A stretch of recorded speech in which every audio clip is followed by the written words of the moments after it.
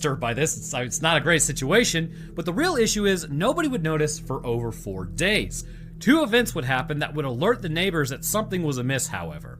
The first is that their mail began to pile up at the end of their driveway, indicating that nobody had gone to get the mail or to check on anything, meaning that, for 4 days, was somebody in the house, was somebody not in the house?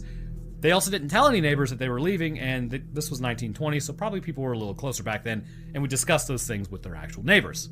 But the other second indication that something was wrong was Kazila was actually not going to school, and her teachers would start to notice her absence, which is also not ideal. Of course, it doesn't work like today's system, where you have just a bunch of oh, you missed 4 classes, well, you're going to jail now.